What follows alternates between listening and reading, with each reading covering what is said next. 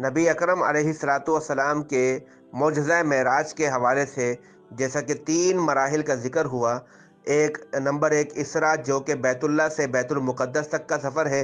یہ سفر قرآن کی واضح آیت سے ثابت ہے، اس کا انکار کرنے والا کافر ہے۔ اور اس کے بعد دوسرا جو ہے بیت المقدس سے 7 آسمان اور سدرۃ المنتہا تک کا سفر، یہ احادیث مشہورہ سے ثابت ہے، اور جو اس کا انکار کرتا ہے وہ احادیث کا منکر ہونے کی وجہ سے زندیق کہلائے گا۔ اور سدرۃ المنتہا سے لامکاں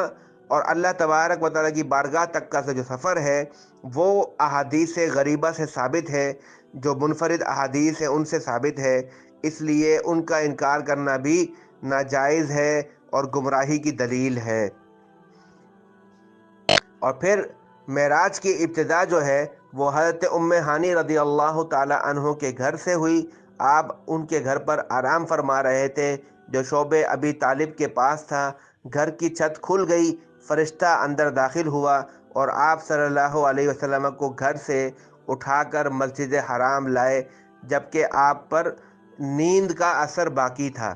اللہ کے حبیب صلی اللہ علیہ وسلم نے ارشاد فرمایا کہ میں حتیم میں آرام کر رہا تھا، یعنی کہ چونکہ نیند کا اثر باقی تھا تو اس لیے آپ نے یہ دیکھا اور محسوس کیا کہ آپ حتیم میں آرام فرما رہے ہیں کہ اچانک ایک آنے والا میرے پاس آیا اور میری ہنسری کی ہڈی سے لے کر پیٹ کے نیچے تک کا حصہ چاک کیا، میرا دل نکالا، پھر سونے کا ایک تشت لایا گیا، اس میں میرا دل زمزم سے دھویا گیا، پھر اسے حکمت سے بھرا گیا، پھر اسے دوبارہ اس کی جگہ رکھا گیا، پھر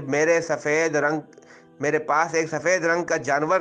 لایا گیا جو خچر سے چھوٹا اور گدھے سے بڑا تھا، میں اس پر سوار ہوا۔ یہ جو بات ہے یہ بخاری اور مسلم کی مختلف روایات سے اخذ کی گئی ہے۔